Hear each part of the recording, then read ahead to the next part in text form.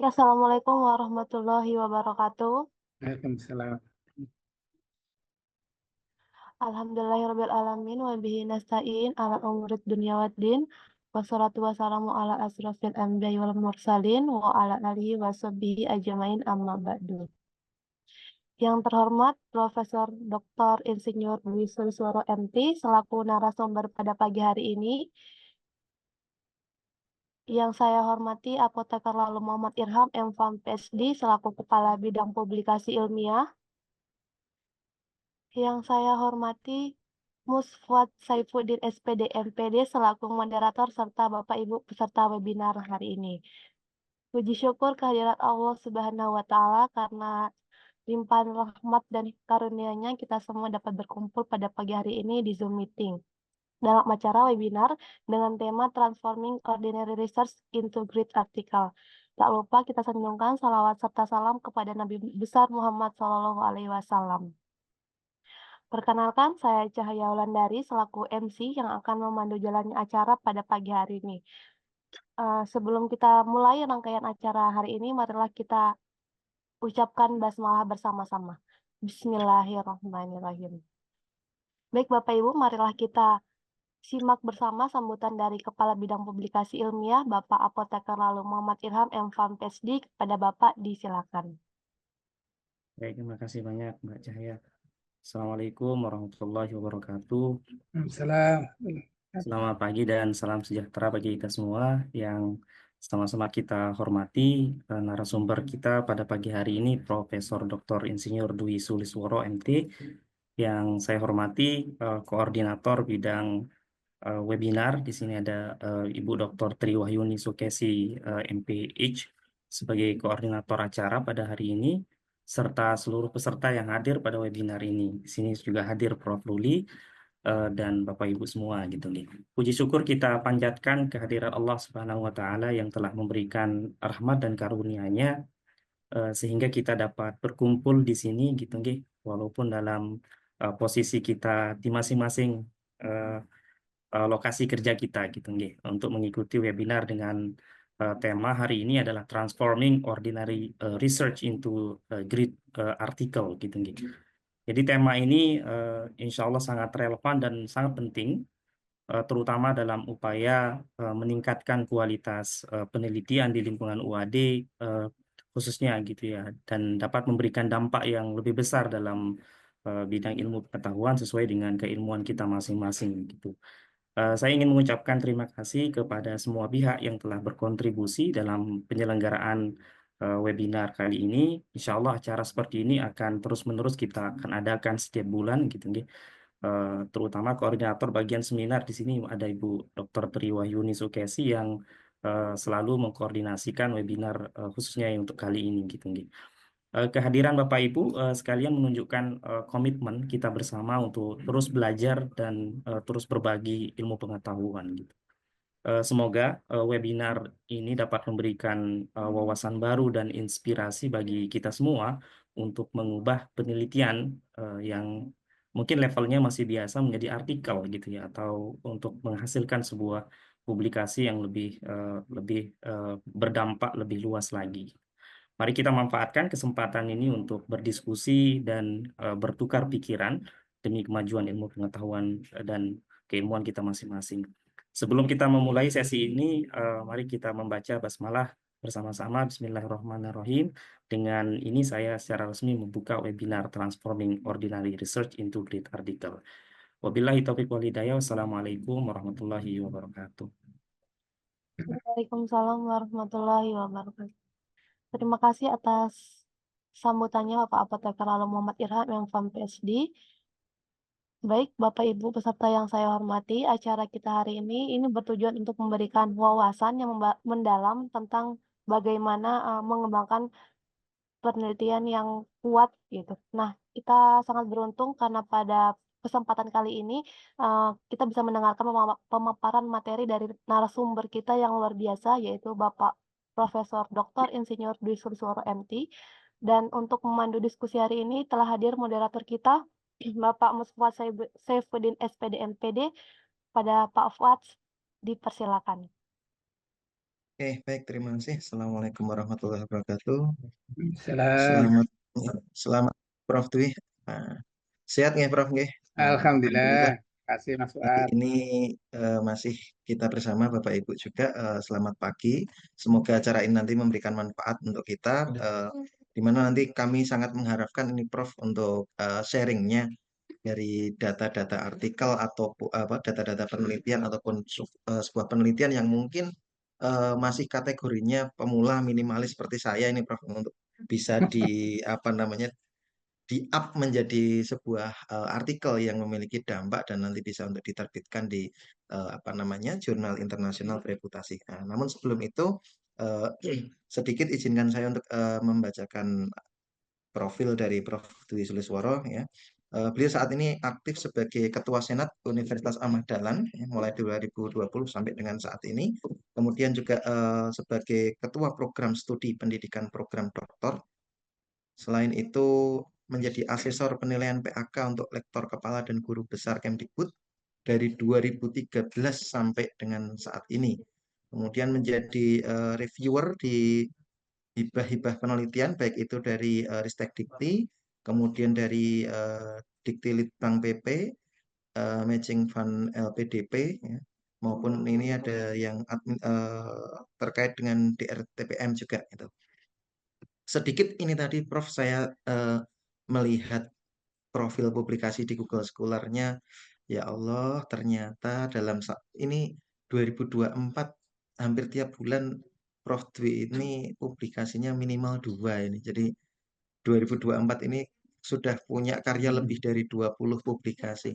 Semoga ini nanti bisa membangun motivasi kita juga Bapak Ibu semuanya untuk aktif untuk melakukan publikasi terutama di jurnal-jurnal internasional bereputasi dan beberapa informasi yang kemarin sempat saya dengar dari beberapa rekan itu bahwasanya sekarang untuk syarat-syarat publikasi itu ada yang harus benar-benar sebagai penulis pertama itu dalam tiap semesternya atau tiap tahunnya. Nah, cuma belum mengkaji lebih dalam kebijakan-kebijakannya. Namun untuk membekali itu maka kami harapkan nanti hari ini Prof Dwi bisa untuk membagikan tips sharing ataupun berbagi pengalamannya untuk menuliskan artikel mungkin dari kami yang proposalnya masih biasa-biasa aja ini Prof pendanaannya juga minimalis mungkin ya Prof. Jadi tapi luarannya bisa di jurnal-jurnal internasional bereputasi. Tanpa panjang lebar untuk waktu dan kesempatan kami persilakan pada Prof Dwi Sulisworo. Monggo Prof. Assalamualaikum warahmatullahi wabarakatuh. Yang kami hormati Bapak lalu Muhammad Irham PhD, kemudian juga teman-teman dari UPI ada koordinator conference Bu Yuni, Dr. Yuni, kemudian juga Pak Fuad dan juga teman-teman yang lain. Mohon izin ini ada Prof. Ruli juga ya. Ini kita sharing nanti kalau ada yang keliru mohon diarahkan ya Prof. Ya. Juga teman-teman dosen maupun mahasiswa di lingkungan Universitas Ahmad Dahlan. Kalau Pak Fuad tadi merendah itu ya katanya apa penelitiannya sederhana, cara pendanaan dan sebagainya itu Pak Fuad itu rajin nulis itu. Beliau pengelola jurnal yang baik juga. Ya kemudian apa ya judulnya ini sangat luar biasa ya. Judulnya Transforming Ordinary Research into Great Article ya. Itu apa ya? Oh ini saya share screen aja dulu ya biar enak diskusinya ya. Mohon izin kami share screen.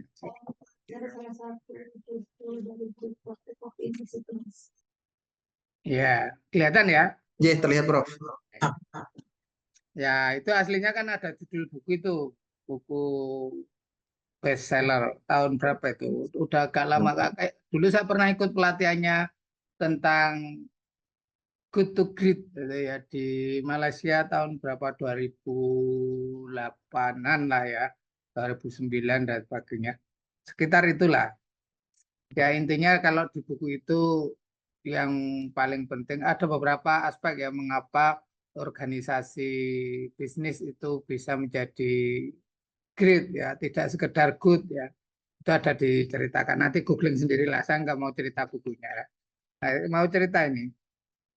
Ini kan kalau di flyernya itu transforming ordinary research to great article. Oh, itu kan apa bisa ya riset biasa, ya risetnya sederhana, tapi bisa menjadi artikel yang bagus, yang di atas bagus tuh, yang luar biasa itu ya.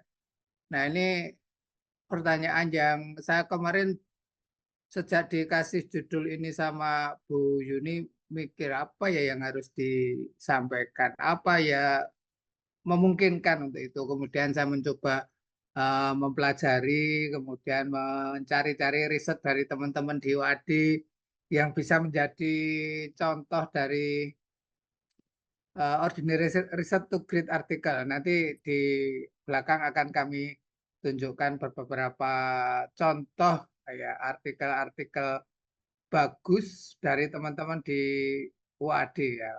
Mungkin tidak semua, ada beberapa artikel yang coba kami cantumkan dalam diskusi kita kali ini. Nah, kenapa kita perlu membuat great artikel?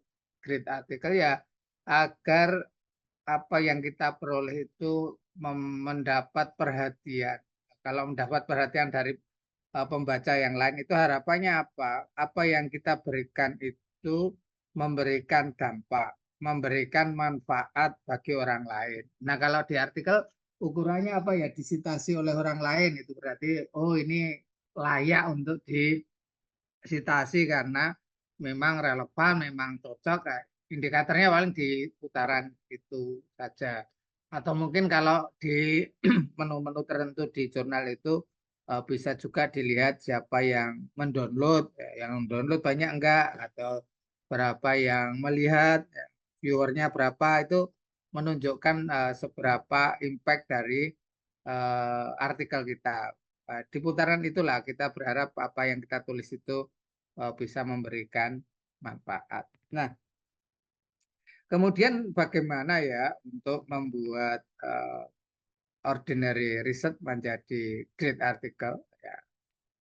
Ini beberapa ide yang kami sampaikan. Ya. Yang pertama adalah mengidentifikasi inti dari pesan yang akan kita sampaikan. Ya.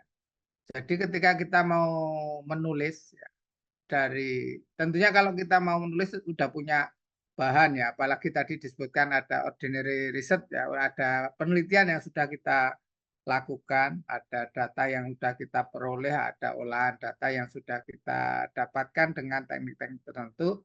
Nah, yang lebih penting dari itu, sesungguhnya kita harus fokus isu atau tema pokok apa yang ingin kita sampaikan dari apa yang kita hasilkan. Nah, biasanya kalau di riset-riset itu di bagian tujuan, apalagi riset para mahasiswa di skripsi ataupun tesis itu kadang tujuannya banyak sekali itu ya. Ada sampai kadang ada yang sampai 5 tujuan, itu kan banyak itu. Nah, dari yang 5 itu sesungguhnya apa sih yang jadi tema sentral? Temuan-temuan apa yang akan diharapkan? Tentu sudah ada temuannya karena sudah kita lakukan, sudah punya datanya. Ya ini bukan nulis proposal ya. Kalau besok pelatihan nulis proposal beda lagi pendekatannya. Ini nulis artikel, artinya kita sudah punya bahan, sudah punya data, sudah punya metode yang kita lakukan kemarin bagaimana, data yang kita olah kemarin yang kita janjikan seperti apa, itu sudah ada. Nah, kita harus nemukan itu.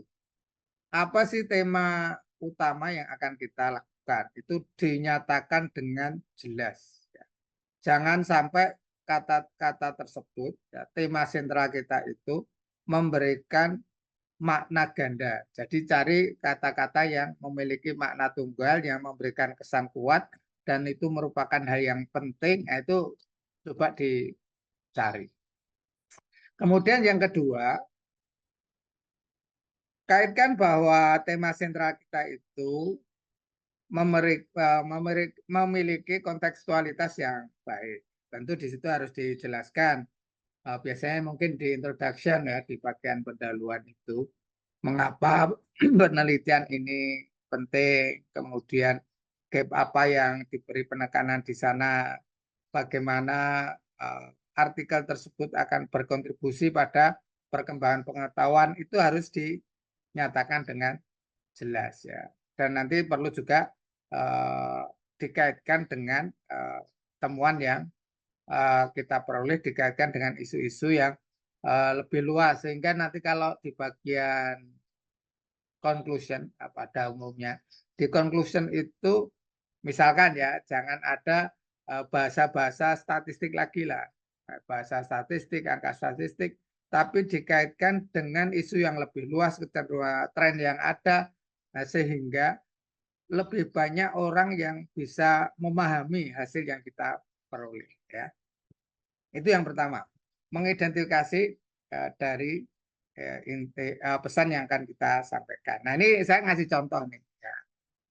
Contoh ini ada artikel punyanya dosen UAD juga, seperti janji saya tadi ya. Punyanya Pak Zalik Nuryana, temannya mungkin siapa itu ya. Artikelnya berjudul How to Promote Honest Learning Outcome ya, in Online Education, Understanding Achievement Goal Orientation and Self-Efficacy. Nah, itu judulnya ini ya, di bagian kiri bawah itu. Nah, ini kan sebetulnya relatif sederhana ya. Mau menunjukkan bagaimana sih mendorong kejujuran ya.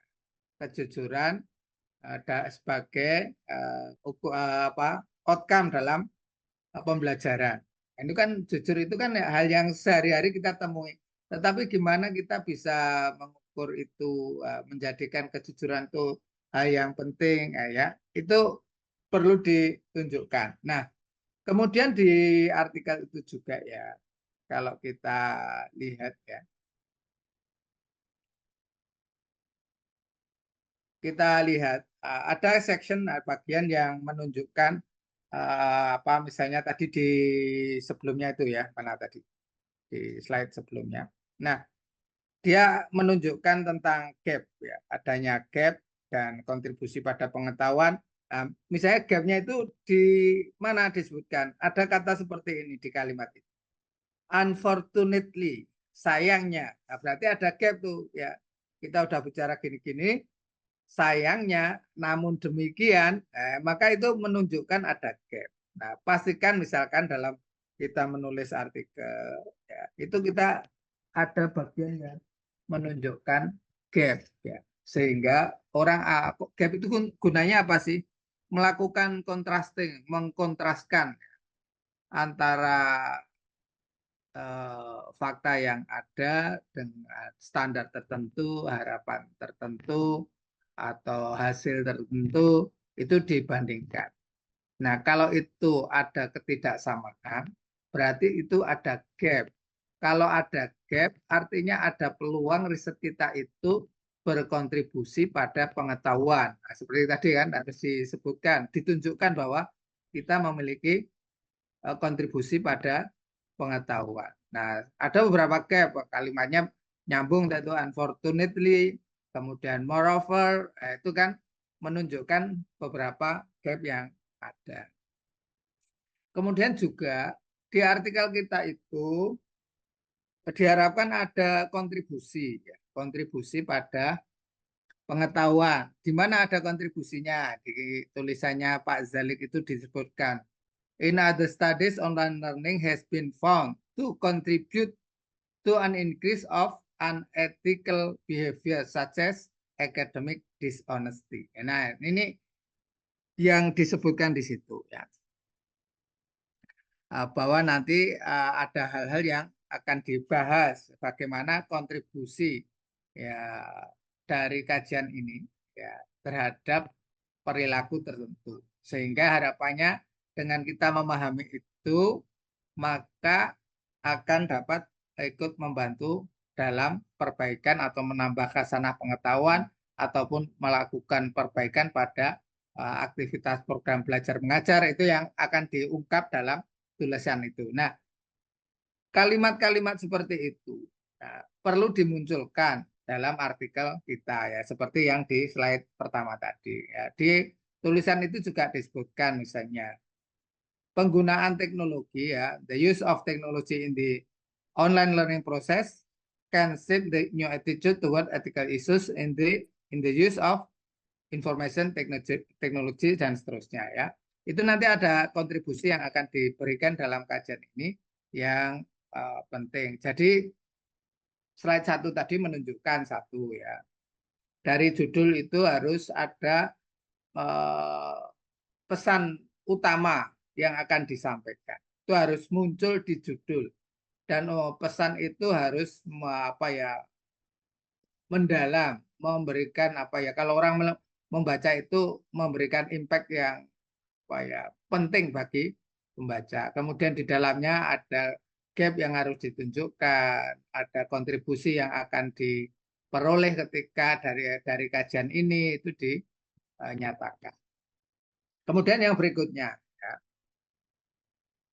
Yang berikutnya adalah membuat dikasih namanya craft itu ya kerajinan ya, kesenian, seni dalam membuat introduction yang kuat, introduction yang baik.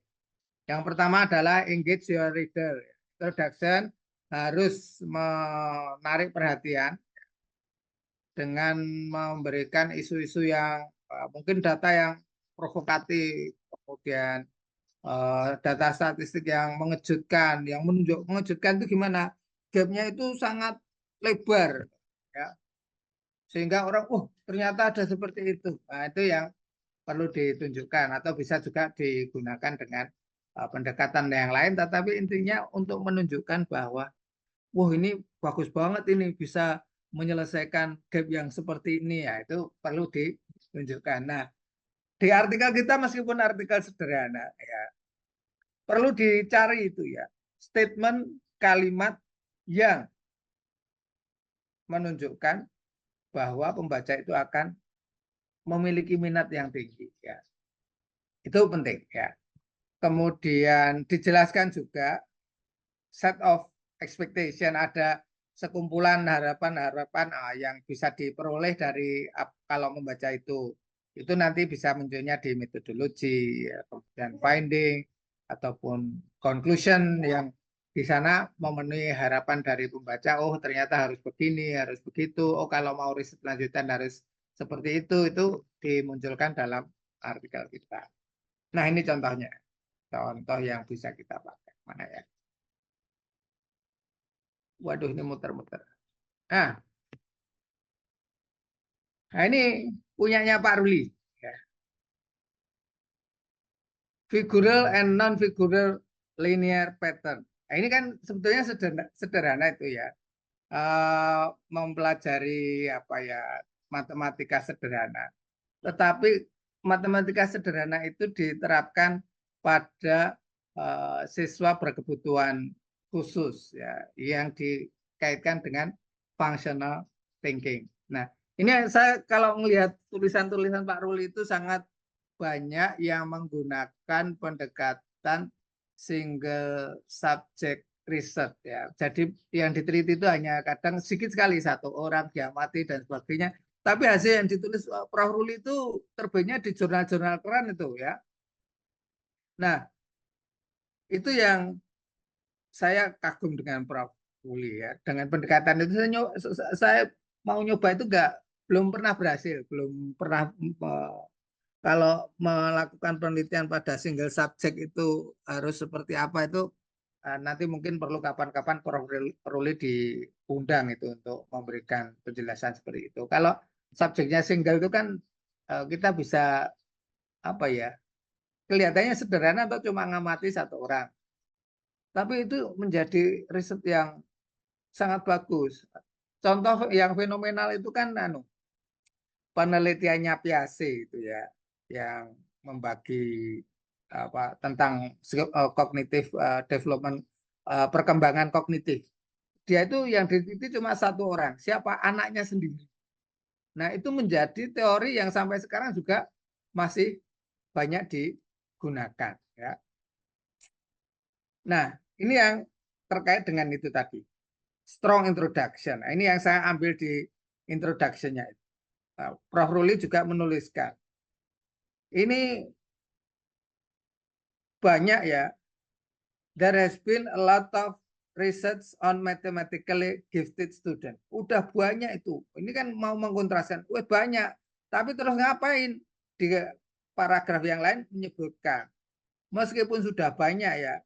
Tapi ini. There are no studies that reveal student bla bla bla. Nah, ini kan mengkontraskan sehingga menjadikan introduction-nya itu kuat ya, bahwa kita bisa mengambil kalau di ceruk pasar tertentu ya, mengambil sisi yang tidak dilihat oleh orang lain, tapi kita bisa melihatnya dan itu penting ya, itu yang dijelaskan di artikelnya Prof. Ruli ya. Di kajian ini akan mencoba menjelaskan, ini lebih fokus lagi. This study tries to describe gifted elementary student functional thinking in solving figural and non-figural linear pattern. Nah, itu kan yang sudah mulai fokus. Apa yang mau dijelaskan di sana? Nah, itu pesan yang perlu dimunculkan. Sehingga dalam introduction itu ya, kita harus mulai fokus apa yang mau kita kaji itu harus muncul ya. Kadang kita lihat karena dianggap background ya introduction itu, tapi ceritanya ke sana kemari kurang fokus. Nah ini justru penting untuk bolehlah dari yang global itu, tapi jangan banyak-banyak lah, hanya di paragraf pertama saja global oke. Tapi begitu paragraf kedua, ketiga, dan keempat di introduction itu harus fokus, kelihatan kontrasnya, kelihatan bahwa kajian itu yang kita lakukan sangat penting di aspek yang mana, itu harus muncul pada introduction. Lanjut ya. Kemudian yang berikutnya terkait dengan struktur dan pengorganisasian. Nah ini kan standar itulah kalau di original research, jenis artikel itu macam-macam ya. Ada yang bibliometrik ya, atau literatur review dan sebagainya, ada yang original research, ada yang kadang hanya berupa protokol, ada yang berupa dataset dan sebagainya. Ini kami bicara yang standar, yang original research yang berbasis pada penelitian yang tadi disebutkan di tema ordinary research tadi ya. Jadi berbasis riset biasanya nanti artikelnya berupa original research. Nah, itu struktur standarnya kan IMRAT gitu ya. Ada introduction-nya, boleh ditambahi literatur review, ada metodologi, ada result and discussion, IMRAT plus conclusion ya.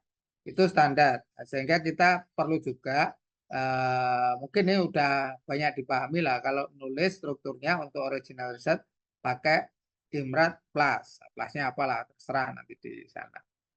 Kemudian yang berikutnya penggunaan headings and subheadings ya. Itu harus jelas. Ya. Jelas pengelompokannya. Ya. Konsisten itu ya juga penting. Sering yang banyak artikel yang tertolak hanya karena masalah-masalah struktur itu. Tertolak mungkin maksudnya harus revisi dan sebagainya untuk hal-hal yang seharusnya bisa kita hindari. Kemudian coherent transition ya. Bahwa antar paragraf itu harus nyambung, tidak boleh loncat-loncat, ya, sehingga mengalir, itu yang menjadi penting. Nah ini contoh, ya. Ini tulisannya Prof. Dia dan teman-teman. Digital assistant, nah kan, ini sederhana juga itu. Sekarang kan banyak nih riset-riset yang bukan riset-riset ya, aplikasi-aplikasi berbasis artificial intelligence. Kalau kita telusurin mungkin misalnya pakai Dimension AI untuk mengkaji tentang pemanfaatan artificial intelligence di dunia riset, di dunia pendidikan atau di manapun, itu menunjukkan tren yang tinggi ya.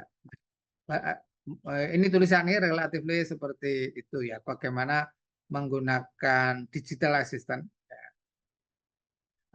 dan ini dalam bahasa Indonesia untuk para farmasis ya. Farmasis itu apa? Orang-orang farmasi ya.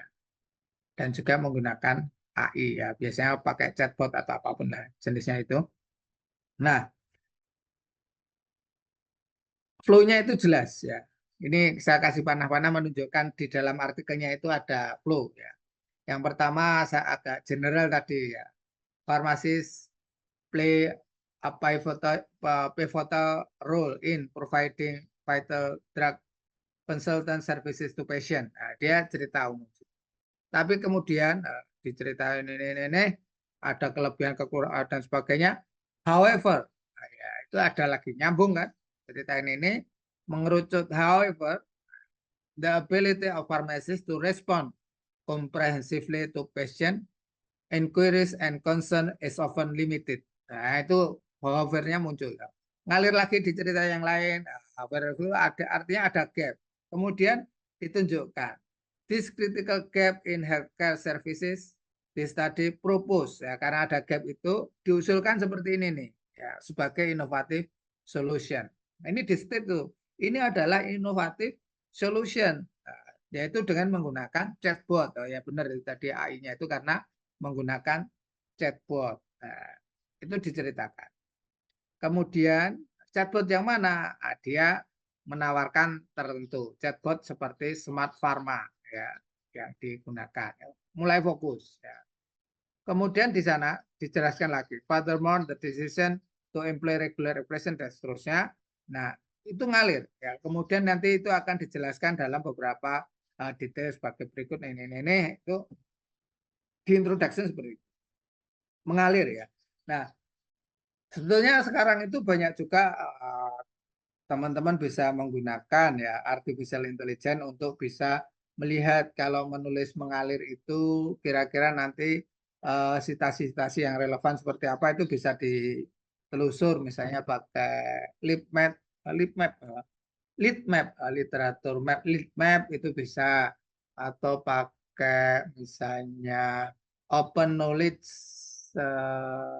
apa ya, open knowledge apa gitu ya, AI juga itu bisa, atau pakai riset rabbit ya, itu juga bisa untuk melihat kalau ceritanya mengalir harus mengikuti alur seperti apa. Itu ada beberapa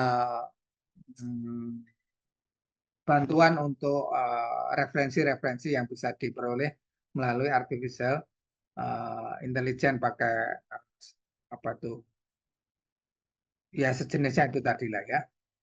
Nah itu harus mengalir. Jadi cerita kita harus mengalir.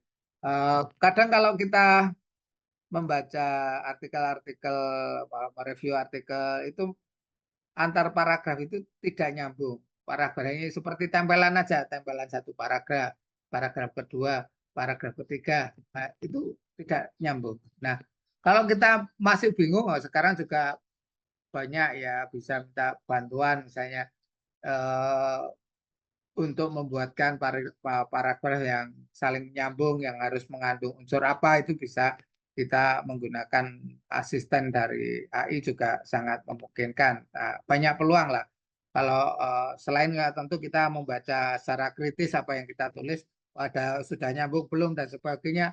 Nah, biar nyambung gimana? Pastikan pakai menggunakan kata sambung apalah, kalimat penghubung apa itu. Kalau di bahasa Indonesia kan diajari itu membuat kalimat penghubung antar paragraf biar nyambung, itu seperti apa, itu penting dipelajari sehingga tulisan kita itu mengalir seperti kita bercerita ya. Mau deduktif atau induktif silahkan ya, itu mengalir yang penting. Kemudian berikutnya ya. Kemudian yang jangan lupa, jangan sampai dalam artikel kita itu ada paragraf-paragraf panjang yang isinya berbagai macam informasi. Barangkali juga ada statement-statement penting, ya, term-term yang spesifik. Tetapi kita tidak memberikan sitasi. Ya, itu penting. Sehingga penting untuk memberikan literatur di sana. Caranya gimana ya? Tentu kita perlu membaca, mereview artikel-artikel yang relevan dengan kajian kita, dibaca nyambungnya di mana, ini kita lakukan. ini tidak harus bisa saja ya kita nulis artikel itu kan setelah kita melakukan riset ya. Ketika kita nulis artikel, bisa saja kita menambahkan kajian-kajian dari riset-riset atau menambahkan sitasi lah gampangnya, menambahkan sitasi, menambahkan informasi baru yang dulu tidak ada di proposal riset kita. Itu bisa kita lakukan dan itu sangat wajar dan sangat memungkinkan. Untuk apa? Untuk memastikan bahwa artikel kita itu tadi relevansinya bagus, memiliki kajian yang mendalam, yang kuat, memberikan kemungkinan impact pada pengetahuan itu biar kontribusinya itu kelihatan. Nah, dengan cara apa? Memberikan literatur ya. Itu perlu dimunculkan ya. Jangan lupa mensitasi, disitasi. Ya. Sitasi itu sebagai ungkapan bahwa kita menghargai karya orang lain ya.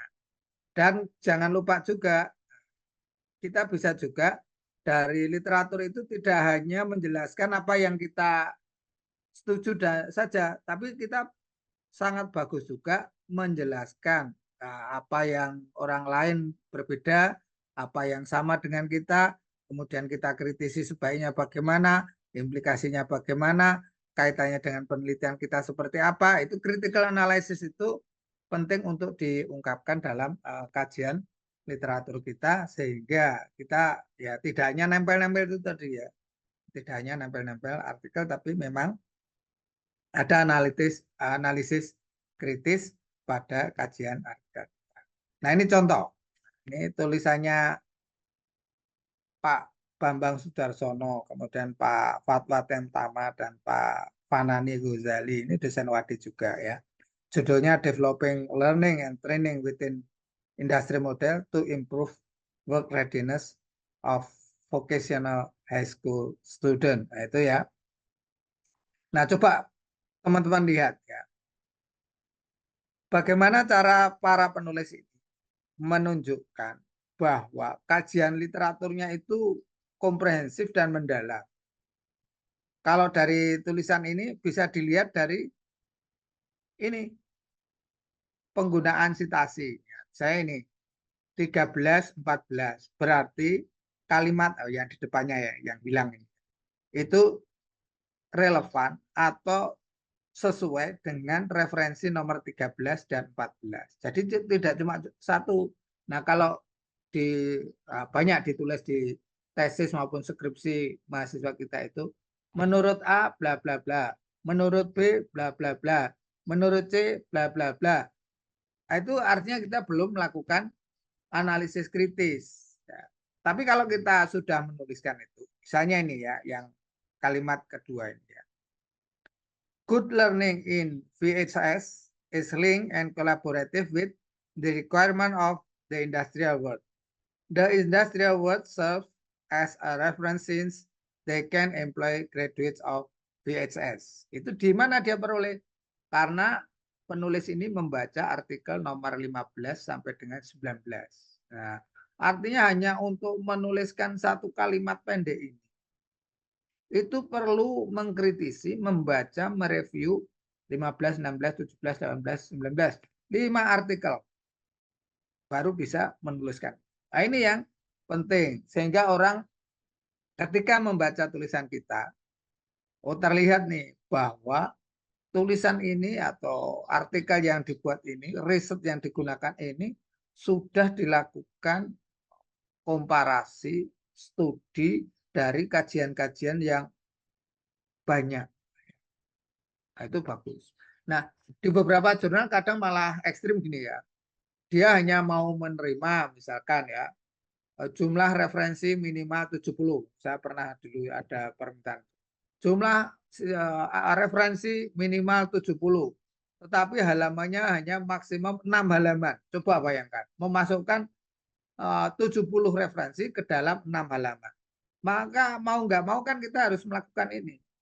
Melakukan kajian-kajian dari artikel-artikel yang sejenis yang memiliki relevansi yang sesuai, kemudian mencari kalimat yang cocok, membuat paragraf yang baik, yang mengalir, sehingga artikel-artikel tersebut masuk. Ini contohnya di paragraf yang kedua ini.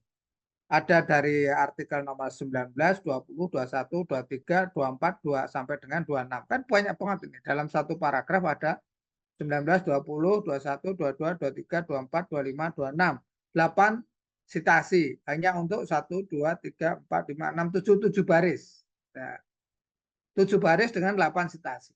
Ini kan strateginya kan memang harus seperti itu. Nah, ini penting untuk dilakukan oleh teman-teman ketika mau menulis artikel, ya. Kemudian berikutnya.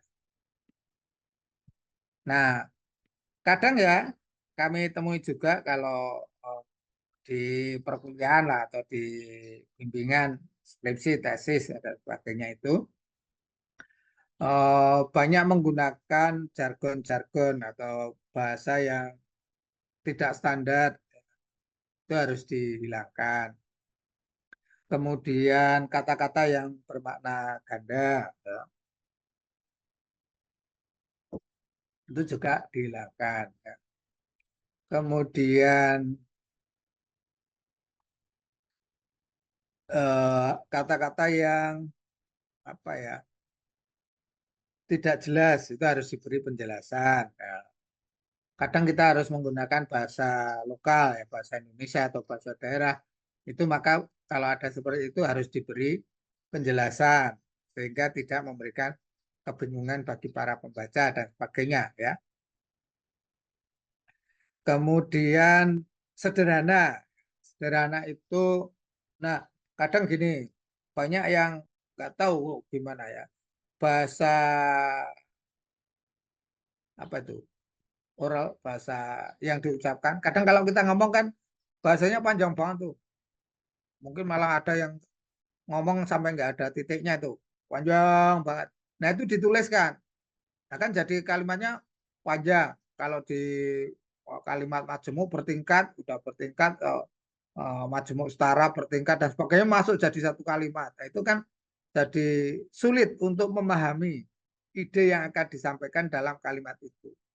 Sehingga buatlah kalimat itu sederhana. Ya sederhana itu bagaimana? Cukup misalnya subjek, predikat, objek, keterangan. Kalau mau majemuk ya bertingkat bolehlah tingkatnya satu saja. Tingkat di S-nya atau di P-nya atau di O-nya atau K-nya terserah. SPOP-nya itu dibuat majemuk bertingkat atau kalimat majemuk setara itu cukup. Nah, jangan sampai panjang banget.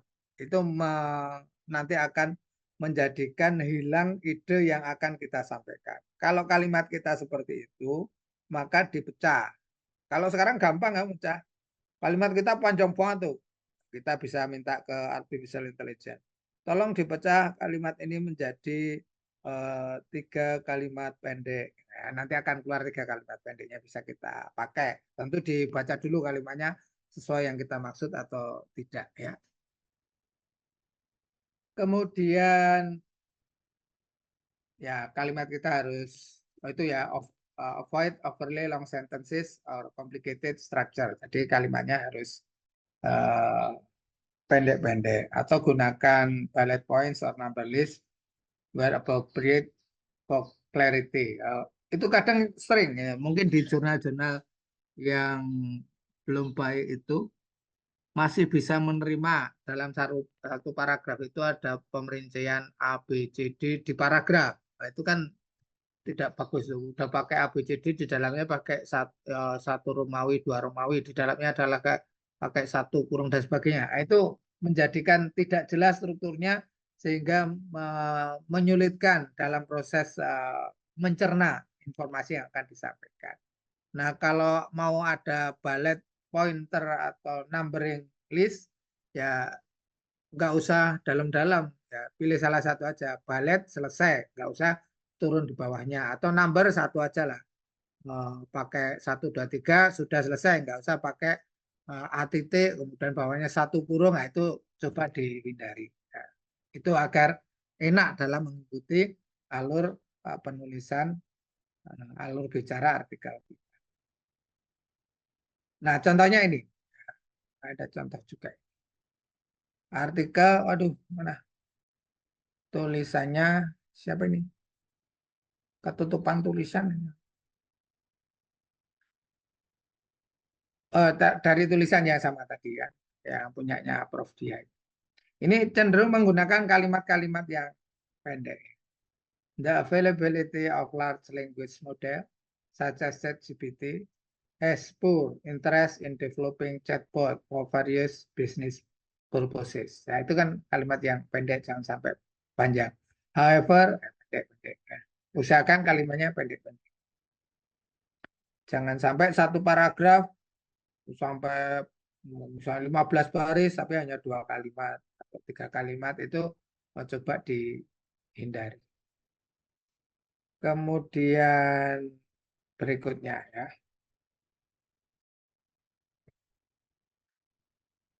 mengungkapkan data secara efektif. Kadang ada gini, ada artikel ya sudah kayak tabel, kemudian tabel itu ditambahkan grafiknya ya. Itu kan kurang bagus. Kalau mau pakai tabel, tabel saja, grafik saja. Kadang ada yang malah bikin grafik dengan satuan yang digabungkan. Misalnya sumbu X-nya itu pakai misalnya tabel batang ya. Tabel batangnya itu menggabungkan antara satuan berat misalnya dengan satuan arus. Itu kan nggak mungkin tuh dalam satu tabel. Tapi ada yang buat seperti itu. Itu menjadikan bingung bagi para pembacanya. Itu harus jelas sehingga kita perlu membuat data yang efektif ditampilkannya ya. Baik itu dalam bentuk tabel, gambar maupun grafik, itu harus jelas, bercerita runtut. Misalnya kalau ada pembandingan ya jangan banyak tabel, satu tabel tapi langsung bisa di satu gambar dibandingkan, itu lebih bagus sehingga akan kelihatan gapnya mungkin atau kelihatan perbedaan trennya atau yang lain-lainnya, itu harus muncul ya. Ya, kalau sekarang kan mudah, itu ada pakai Excel juga memungkinkan ya. Kalau pakai aplikasi-aplikasi SPSS juga sangat mungkin dan sebagainya, itu tidak menjadi masalah. Tapi jangan sampai kita tidak bisa membuat grafik yang memberikan informasi yang paling mudah bagi pembaca. Ya, kalau kita mau membandingkan ya buat di grafik itu pembandingan. Kalau mau lihat trennya, tunjukkan trennya. Kalau mau melihat pentingnya angka-angka tertentu, mungkin di tabel dikasih stressing pada angka tersebut dan sebagainya, itu penting. Kemudian berikutnya, kita perlu menjelaskan apa makna, tidak mengulangi tapi memberikan makna. Apa makna dari tabel yang kita berikan? Apa implikasi dari grafik yang kita berikan? Apa makna gambar yang kita tunjukkan? Itu penting ya, sehingga kita perlu menyantumkan di kalimat body text-nya ya. Di body text-nya itu mencantumkan atau mention lah, menyebutkan tabel nomor berapa, gambar nomor berapa, itu harus disebutkan. Kalau rumus ya rumus nomor berapa, itu harus disebutkan. Baru diikuti tabelnya, gambarnya, atau yang lainnya. Setelah itu, beri penjelasan apa makna dari tabel yang kita berikan itu.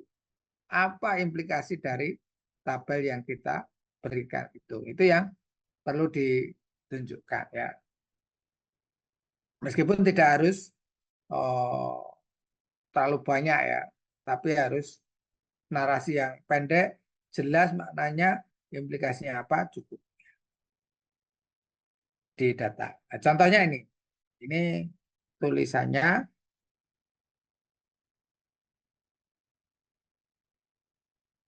siapa ini ya? Oh, Pak Anuki, Pak Giarto Surono, Sugiarto Surono, matematik ya. Ini tentang ini. Nah, Ini ya matematika tentang Fuzzy, Midwich, and Cats, and Mouse Based Optimizer Markov. Markov itu kan udah lama itu ya. Kalau di bidangnya Prof. Sugiarto ini kan ya isu-isu yang lama tapi bisa diaktualisasi menjadi isu baru pemanfaatnya pada aspek tertentu ya. Nah, ini dilihat ya. Yang pertama harus disebut dalam teks. Bla bla bla bla. Figur 4 shows the graph comparing. Nah, karena comparing ya, maka harus kelihatan comparing. Nah, ini disatukan nih antara data aktual dengan data yang hasil kajiannya dengan metode tertentu. Sehingga dari sini orang akan lihat, oh ini yang pink pengaruhnya seperti ini, yang biru seperti ini, trennya dan sebagainya kelihatan. Satu disebutkan dalam teks ya. Banyak yang menyebutkannya dapat dilihat pada tabel berikut. Nah, itu jangan seperti itu. Titik 2 itu hindari, tapi langsung disebut. Kalau tabel-tabel nomor berapa, gambar-gambar nomor berapa, kalau rumus-rumus nomor berapa itu disebut. Ya. Kemudian tunjukkan gambarnya. Jangan lupa dikasih penjelasan gambar. Kemudian dijelaskan maknanya. Apa sih maknanya? Nah, ini dia jelaskan nih. According to figur 4 dan seterusnya. Jadi ini penting ya. Jangan lupa ini. Kalau kita punya gambar, punya tabel harus disebut dalam teks. Kemudian ditunjukkan gambarnya atau tabelnya, kemudian dijelaskan maknanya. Dijelaskan maknanya bukan membaca kembali tabelnya atau gambarnya, tapi maknanya. Dengan gambar seperti itu maknanya apa, implikasinya apa, itu yang perlu disebutkan dalam artikel kita. Nah, di artikel itu kan memang seninya di situ ya. Dengan jumlah halaman yang relatif terbatas, kita diminta untuk memberikan informasi yang lengkap, yang padat, dan menarik. Itu kan seninya di mohon izin minum dulu.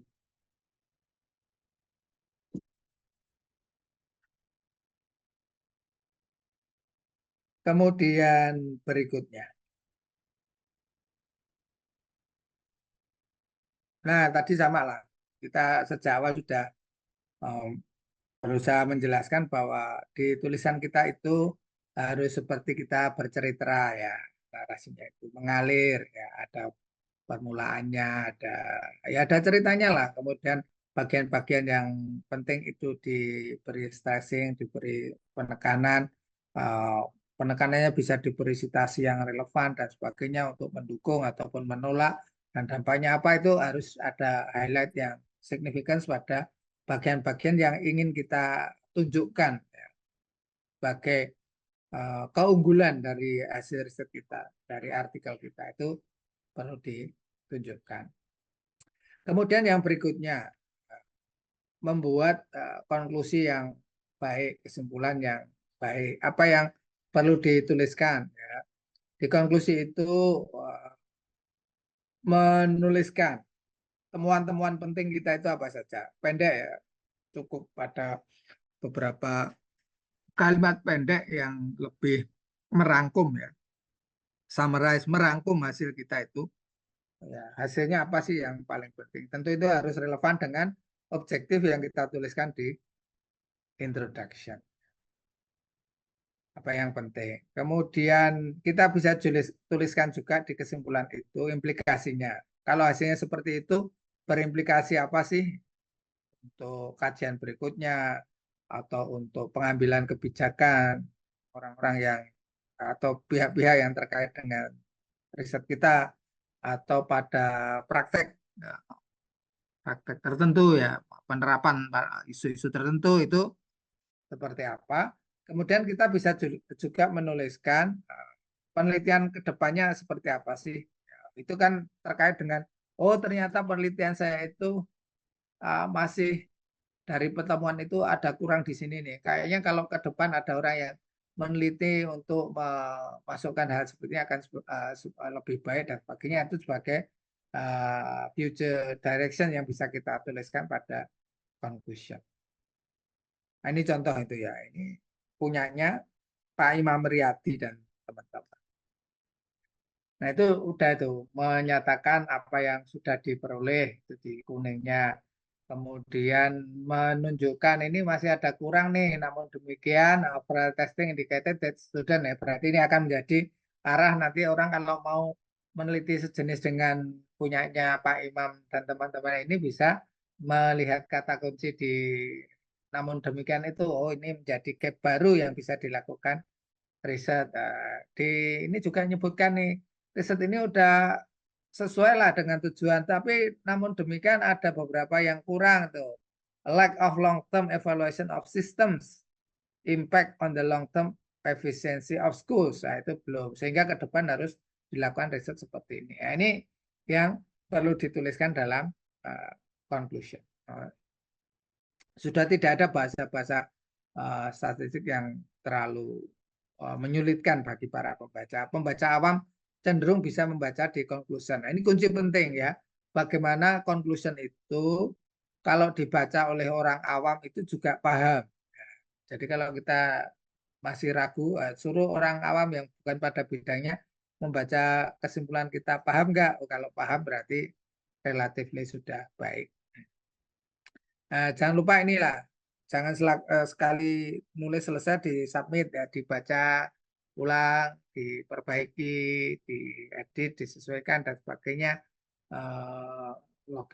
logis atau enggak dan sebagainya itu dilihat. Kemudian mencari feedback, nah ini kita minta teman, minta orang lain melihat artikel kita, ada enggak aspek-aspek yang perlu ditambahkan yang kita kelewatan, nah, kita tidak sempat lihat. Kemudian dari bahasa ya, tata tulis itu juga perlu dilihat. Banyak dari kita yang kurang concern pada penulisan yang baik, kurang spasi, kurang titik, kurang koma, huruf besar, huruf kecil tidak konsisten, cara penulisan citasi yang tidak benar, itu perlu dihindari, harus dicek dengan benar. Dan sekarang juga banyak aplikasi yang bisa kita gunakan untuk membantu proses proofread. Kemudian yang berikutnya, ya kita membuat itu judul yang mantap gitu ya, dan juga abstrak. Judulnya kalau orang lihat itu, wah bagus nih, ya, itu tuh penting ya. Kemudian judul itu juga tadi di depan harus memuat tema sentral kita itu apa, itu harus muncul di judul. Kemudian abstrak kita itu harus padat, menjelaskan dengan baik, ya setidaknya di dalamnya itu ada tujuan penulisan artikel, metodenya, temuannya, dan dampaknya, signifikansinya pada pengetahuan dan sebagainya itu setidaknya muncul ya. Ini contoh nih ya. Contoh punyanya Bu Yuni ya. Bu Yuni ada nulis ini. Risk factors associated with head lice, pediculosis capitis, infestation in children usia segini ini. Nah, apa yang bisa dilihat di situ dari judul? Judulnya tidak lebih dari 20 kata ya. Jadi ini kalau proposalnya dikti juga biasanya gitu. Kalau buat judul jangan lebih dari 20 kata. Nah, kadang ini di kependidikan, saya melihat judul mahasiswa tesis itu panjang banget ya. Pengaruh ini kelas ini, tahun ajaran ini, sampai panjang. Lebih dari 20 kata. Itu kalau mungkin ya karena panduan di penulisan tesis oke lah. Tapi begitu mau jadi artikel, cari judul yang lain lah, yang lebih pendek. Nah, apa yang saya katakan tadi, kalau di artikel yang ditulis Bu Yuni ini mungkin karena template-nya dari jurnal ya, itu sudah memisahkan apa yang harus ditulis itu. Langsung diminta dipisahkan background. Backgroundnya apa? Background tentu di sana juga ada tujuannya, sehingga di ujungnya itu this study aim to assess the risk factors for dan seterusnya. Kemudian ada metodologinya, metodenya ada, risetnya ada, conclusionnya ada. Nah, di beberapa template itu tidak memisahkan seperti itu. Sehingga kalau tidak dipisahkan seperti itu, ya langsung aja disambungkan dalam satu paragraf. Tapi isinya more or less seperti itu yang harus dituliskan pada bagian abstrak. Tentu di abstrak bawahnya biasanya ada juga keywords ya, kata kunci ya. Pilih kata kunci yang satu mewakili apa yang kita tulis dan dua kata kunci yang kemungkinan dicari orang kemungkinan sehingga kalau masuk dalam kata kunci yang banyak dicari orang ya, kemungkinan untuk nanti diarahkan ke artikel kita juga menjadi lebih tinggi. Kemudian berikutnya terima kasih. Terima kasih atas perhatian dari teman-teman semuanya. Kalau ada sharing ya mohon bantuannya. Kalau ada keliru mohon maaf. Semoga apa yang saya sampaikan bermanfaat lah buat teman-teman ya, untuk kita bersama-sama meningkatkan kualitas riset kita, meningkatkan dampak dari kajian yang kita lakukan di berbagai aspek. Demikian waktu saya kembalikan kepada Mas Fuad. Assalamualaikum warahmatullahi wabarakatuh. Waalaikumsalam warahmatullahi wabarakatuh. Terima kasih Prof untuk sharingnya. Baik, berikutnya untuk sharing tanya jawab barangkali monggo kalau Bapak Ibu ada yang ingin ditanyakan ini.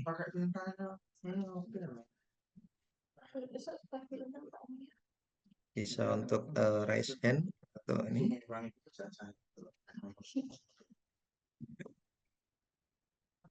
Kalau belum Ini ada, ada pertanyaan dari Budian. Nah, pakarnya kualitatif Budian nanya ke saya.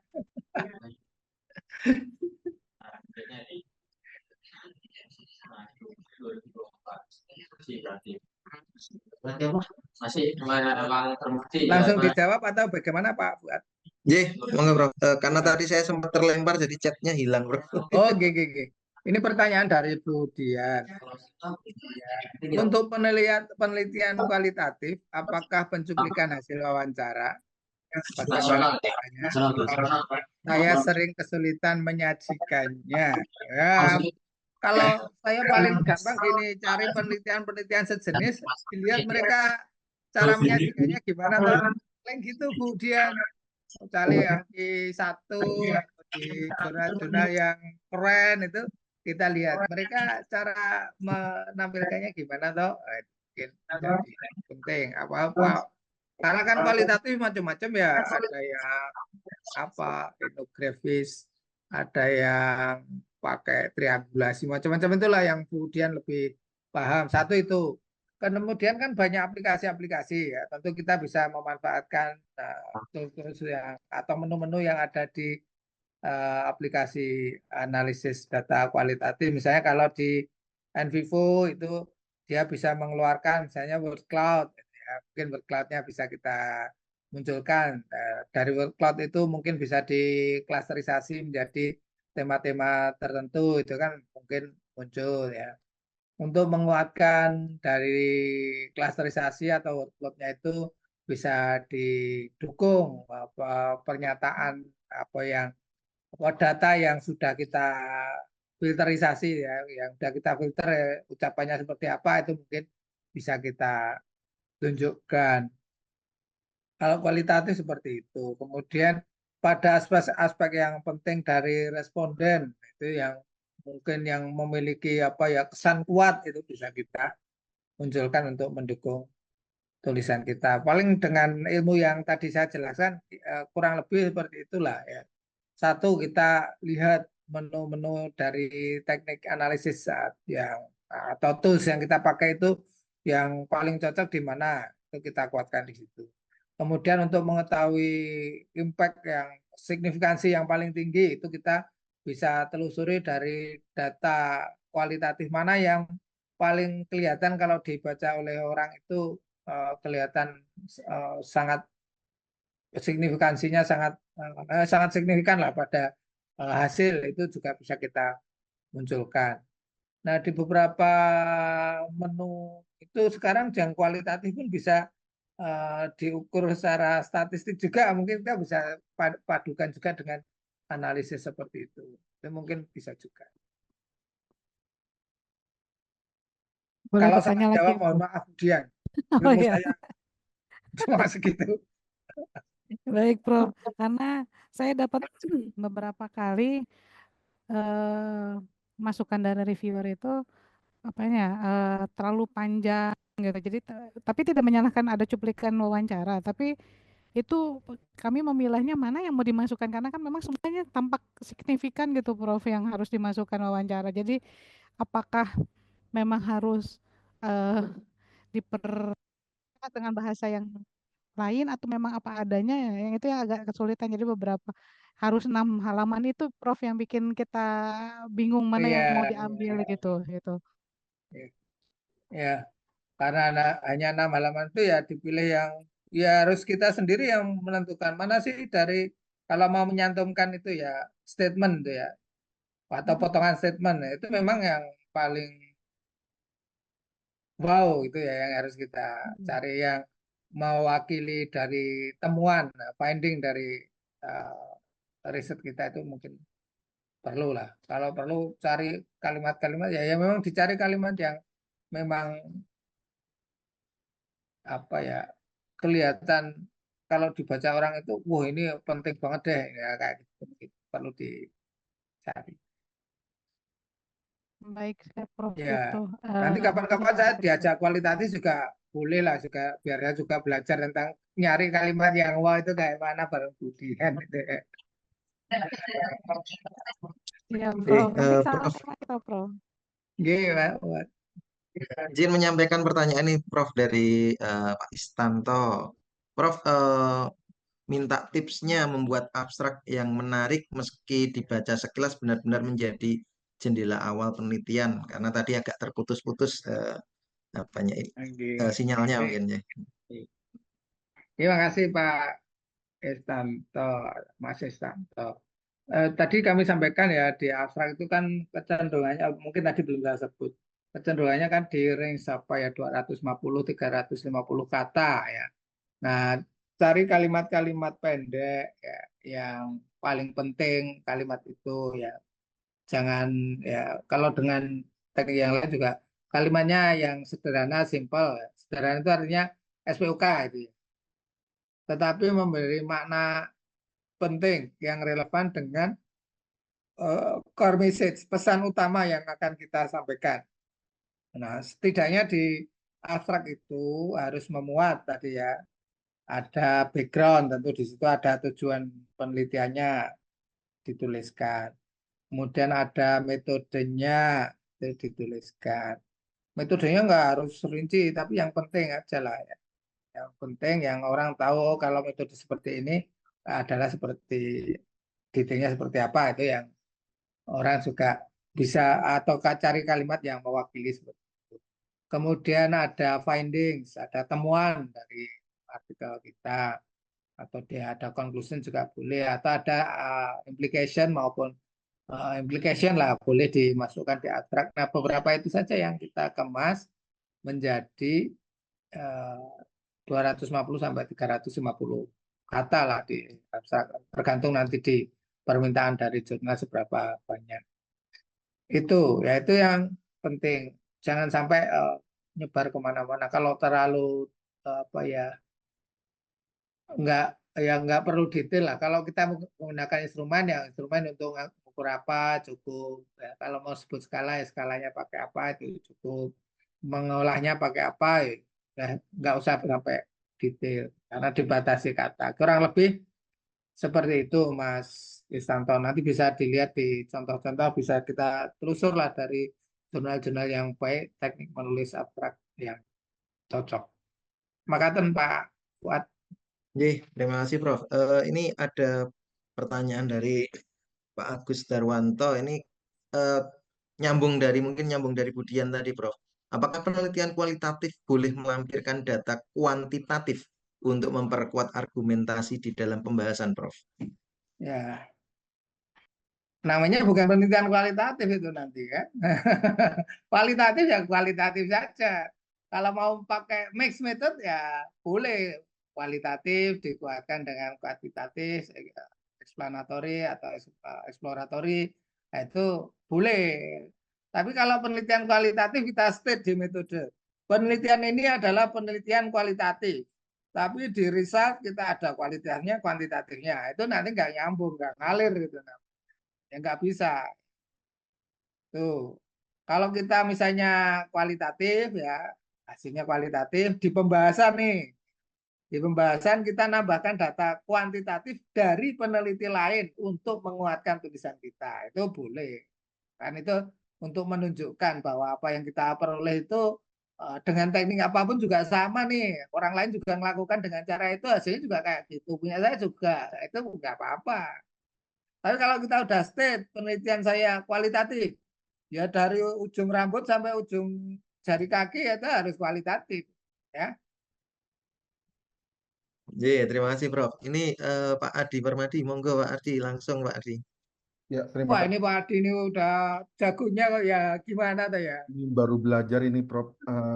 Ingin bertanya, Prof, terkait masalah penggunaan eh, artificial intelligence AI ya di dalam penulisan artikel ilmiah itu sebenarnya eh, dilegalkan atau ada ketentuan-ketentuan yang disepakati begitu. Jadi misalkan saja dia mengolah pakai ChatGPT, kemudian dihumanize dulu gitu atau sebagainya gitu ya, atau langsung ChatGPT gitu ya.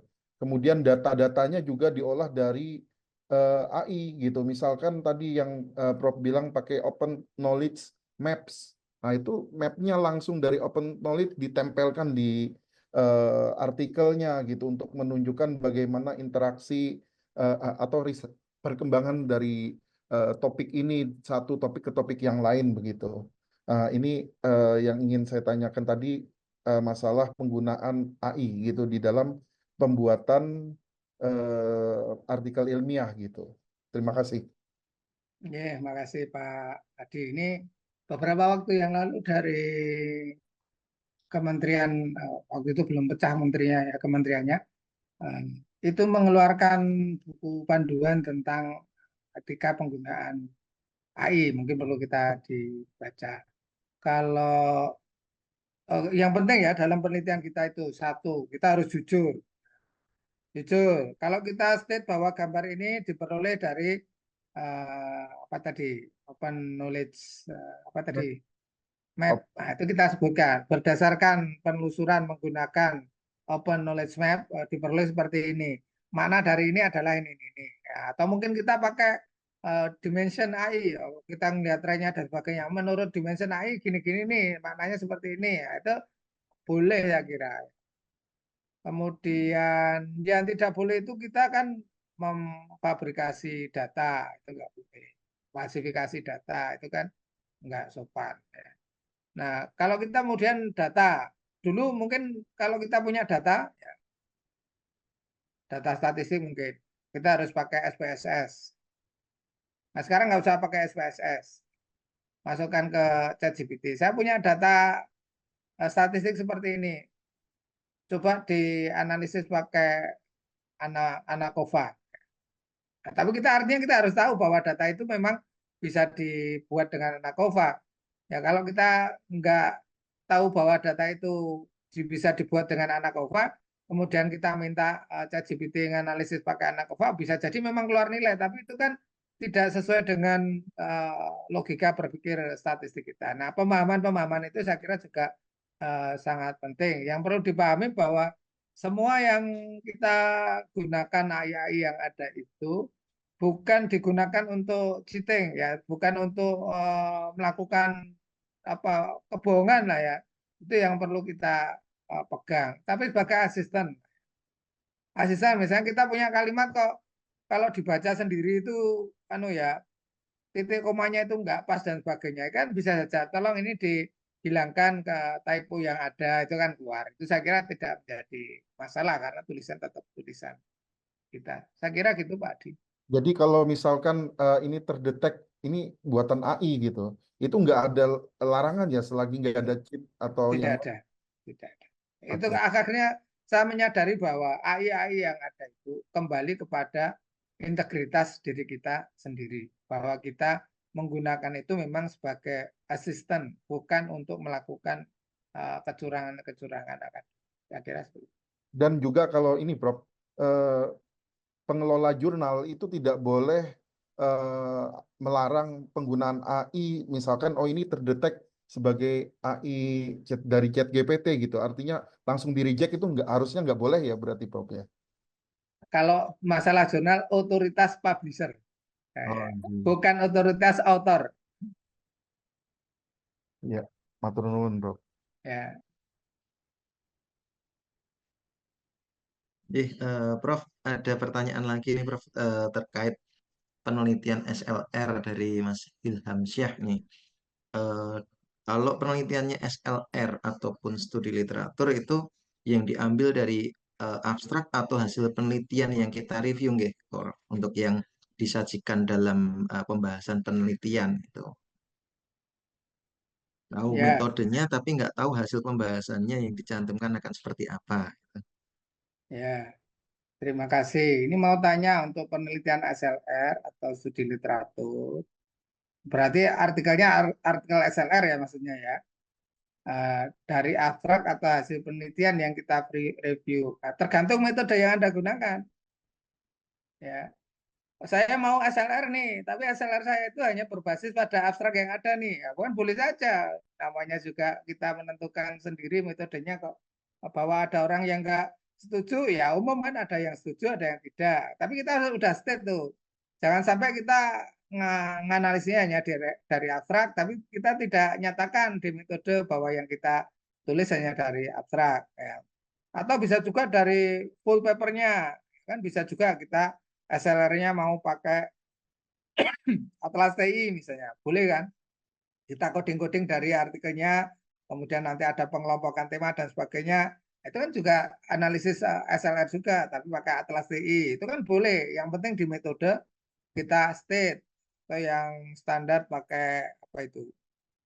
Metodenya itu. Aku lupa itu yang ada beberapa artikel, kemudian ditelusur, hilang sekian, sampai akhirnya hanya berapa, itu yang kita kaji. Ya, itu boleh juga. Yang penting di metode kita nyatakan SLR kita mau seperti apa, bagian apa saja yang mau dikaji. Ya, tentu itu akan sangat penting bagi pembaca agar nanti kalau ada hal yang tidak sesuai itu bisa ditelusur kembali dari metode yang kita cantumkan. Jadi bebas, yang penting kita konsisten. Jangan, oh yang artikel ini dari abstrak, yang ini dari full papernya, itu kita tidak memberikan perlakuan yang setara pada objek yang kita teliti, itu yang tidak boleh secara metodologis. Tapi kalau mau pilihannya yang mana ya boleh-boleh saja. Gitu Mas Ilham, menurut saya seperti itu. Terima kasih Prof. Ini ada 2 pertanyaan lagi nih Prof, untuk ini mungkin yang ini dulu ya Prof. Eh, dari Khairil Hakim. Biasanya kan kalau kita nulis itu kan kita mentok itu Prof. Mau nulis apa lagi udah bingung gitu. Nah, mungkin bisa dibagi tipsnya Prof, agar yang tadi mentok ini nanti jadi encer ini, apalagi untuk masa-masa untuk mau ngurus kenaikan jabatan fungsional, selesai S3, itu kan terkadang butuh effort lebih gitu Prof. Ya, ya. Ya, kalau dulu sebelum ada AI itu ya kita harus nganu lah, baca-baca artikel yang lebih banyak. Ya. Mungkin ditelusur dari dimentoknya di aspek apa, dan kita cari orang nulis apa tentang itu. Kalau sekarang kan lebih sederhana itu. Di aspek mentok itu kita bisa tanyain, kalau mentok di sini kira-kira isu apa sih yang alternatif lain. Nah, itu langsung keluar kan. Langsung keluar, kita lihatin aja dari situ. Oh, ini kayaknya memang bisa dikembangkan ke sana. Kita bisa mengarahkan tulisan ke sana dan sebagainya. Untuk dikuatkan harus bagaimana, tinggal dilanjutkan lagi. Kalau sekarang lebih mudah lah untuk mencari ide ya. Banyak ide yang kalau kita telusur dengan AI itu yang kadang kita sendiri nggak kepikiran, tapi ternyata itu ada, saya kayak gitu. Dan itu memang bisa divalidasi benar. Nah, itu sangat memungkinkan sekarang. Kita mentok itu kan kadang karena pengetahuan kita yang memang terbatas ya, sehingga perlu ada informasi, ada tambahan pengetahuan untuk menguatkan apa yang sudah kita ketahui sekarang. Kurang lebih kalau sekarang lebih sangat memungkinkan untuk tidak mentok ya. Atau kalau nanti Mas Khairil masih mentok, datang ke BPI, temui Pak Fuad. Itu langsung mentoknya hilang, itu langsung jalan terbuka lebar. Jadi Prof, ini apa namanya, ada pertanyaan nanti saya tambah juga Prof ini. Pertama untuk ini mengukur ya, kalimat yang kita susun itu perlu kutipan atau tidak itu seperti apa gitu Prof untuk ini. Kemudian dalam sebuah artikel, kalau kita nulis dalam artikel bahasa Inggris ini Prof, untuk berbahasa Inggris itu, tapi datanya misalkan dari sebuah buku yang berbahasa Indonesia. Nah, misalkan ini mungkin untuk teman-teman yang di bidangnya, bidang sastra, bahasa, itu kan kadang menyajikan naskah teks aslinya itu Prof, dimasukkan ke dalam artikel. Nah, itu baiknya apa adanya dalam bahasa Indonesia itu, atau dirubah, atau bagaimana gitu Prof untuk ini? Terima kasih. Terima kasih Mas Fuad. Oh, itu juga poin yang menjadi diskusi pada saat penilaian guru besar dan LK. Ya, itu banyak didiskusikan. Dan mengerucut begini, dalam naskah yang berbahasa asing, maka tidak boleh ada bahasa lokal. Maknanya kalau kita misalnya dari buku ya, mungkin buku ajarnya bahasa Indonesia tuh, yang memang itu yang kita pakai, kita screenshot buku ajarnya.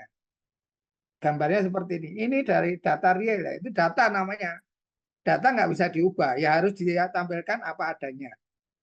Tetapi agar data ini bisa dimaknai, bisa diketahui oleh pembaca berbahasa asing. Nah, ini kan harus diberi makna atau diberi keterangan, remark. Itu kita kasih keterangan. Bagian ini, misalnya di blog atau apa, dikasih keterangan ini menjelaskan tentang ini. Atau dikasih blog, ini terjemahnya seperti ini. Yang penting ada keterangan yang sehingga orang bisa membaca data berbahasa lokal itu dengan insight dalam bahasa internasional. Itu yang penting. Jadi teman-teman kalau membuat statement juga sama. Statement kan kita meneliti suku Bajo. Nah, statementnya pasti kalau tidak bahasa orang Bajo, setidaknya bahasa Indonesia tuh. Ya kita tulis saja pernyataannya dalam bahasa aslinya, karena itu data. Tetapi kita beri terjemahannya apa, kemudian maknanya apa. Nah, itu yang menjadi penting untuk dipegang bagi kita ketika menuliskan. Kurang lebih gitu Pak Fuad ya. Biar nanti kalau dinilai artikelnya untuk GB-nya Pak Fuad itu bisa lolos itu ya. Iya, terima kasih Prof. Ini ada apa titipan pertanyaan nih Prof, karena tadi keburu apa namanya ada jam ngajar. Kalau data yang kita dapatkan itu menunjukkan hasil yang tidak terlalu signifikan, bagaimana tips dan triknya bisa untuk di jurnal internasional bereputasi itu? Kemudian yang kedua, ini Prof, bagaimana jika jumlah sampel yang kita gunakan itu sedikit karena keterbatasan dana? Apakah bisa dipublikasikan di jurnal yang bagus? Begitu, Prof. Ya, itu kalau Pak Prof Ruli penelitian itu sampelnya cuma satu tuh. Jurnalnya di Scopus semua itu. Artinya sampel sedikit itu tidak masalah gitu loh. Tetapi informasi yang kita berikan itu memang memberikan dampak. Seperti saya sebutkan tadi, PAC itu ya sampelnya cuma anaknya yang diamati terus-menerus. Tapi menjadi teori yang digunakan sampai sekarang tentang perkembangan kognitif. Jadi nggak masalah. Kalau sampel sedikit statistik juga ada statistik non parametrik. Tapi yang paling penting adalah apa yang kita lakukan itu dinyatakan secara jujur dalam metode. Ya, sebagai keterbatasan ya disebutkan. Tapi jangan keterbatasan dana lah ya. Itu tidak. Tapi keterbatasan yang lain. Atau karena ingin memfokuskan aspek tertentu. Ya. atau secara keseluruhan sampel bisa diambil dari kelompok ini keterwakilan. Nah, kalau sampel kan intinya keterwakilan dan kemudian analisisnya. Atau nanti kalau cuma dikit tadi ya diubah lah. Jangan, kalau kita kalau di analisis statistik non parametrik kayaknya kurang mantap deh. Ganti ilmunya Budian lah, kualitatif. Nah, itu bisa juga. Jadi kreativitas kita untuk mengungkapkan informasi yang baik itu menjadi penting di aspek penelitian. Ini yang Bu Nuni belum dijawab ya. Apakah ada cara mengukur kalimat kita perlu ada kutipan atau penguat dari penelitian lain? Ya intinya gini, kalau di statement atau pernyataan-pernyataan itu adalah pernyataan penting ya, yang krusial, yang apa ya, spesifik ya, itu perlu diberi ya. Kita sendirilah itu judgement kita lah. Oh, kira-kira ini menurut saya bagian penting ini ya, sehingga harus dikasih citasi itu individual judgment lah saya kira. Tidak ada rule umumnya, tapi yang penting itu bagian yang memang ingin kita tonjolkan dan sebagainya itu perlu dikasih citation yang baik. Apalagi memuat tentang data itu pasti harus. Oke, Pak Fuad. Terima kasih Prof. Silakan Bapak Ibu, barangkali masih ada yang ingin disampaikan.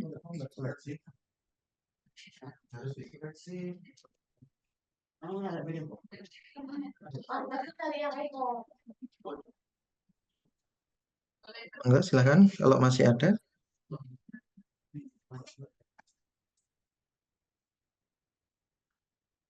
Kalau memang tidak ada berarti kita cukupkan ya. Izin meresum sedikit ini Prof terkait dengan apa yang disampaikan oleh Prof Dwi hari ini tadi, bahwasanya dalam menulis artikel ya, terutama dari penelitian ini, apa pasti basicnya penelitian ini adalah yang tadi benar-benar saya pegang adalah kita harus jujur dengan apa yang kita tulis, mulai dari metode, hasil, dan lain sebagainya. Itu kita pastikan itu jujur. Nah, kemudian dalam introduction itu kita harus menekankan pada gap-nya seperti apa. Sajikan informasi yang memang menunjukkan idealnya seperti apa, kemudian tapi fakta atau kesenjangan yang terjadi seperti apa, dan runtut semuanya sesuai dengan IMRAT. Di bagian pembahasan juga difokuskan kembali kepada apa sih yang tadinya ditulis dalam introduction begitu ya Prof.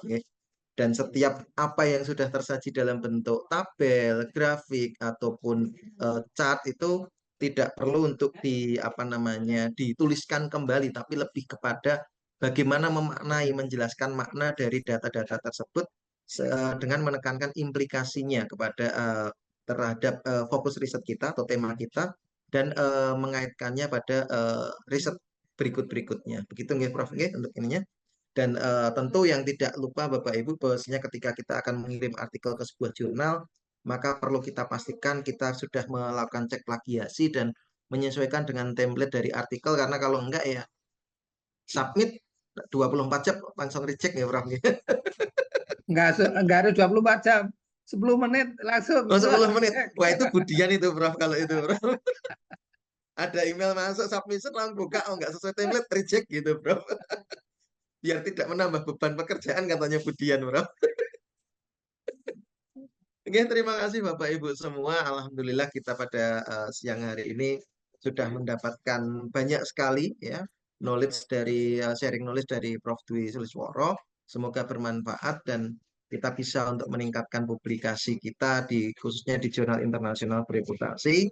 Dan bagi Bapak Ibu di lingkungan OAD, bahwasanya di BPI membuka pendampingan di setiap hari Senin dengan pendaftarannya ada di website BPI, bahwasanya pendaftaran dibuka dari hari Rabu sampai dengan Sabtu, yang nantinya akan didampingi di hari Senin oleh tim-tim pendamping dari BPI. Kalau untuk jurnal itu ada di hari Selasa begitu.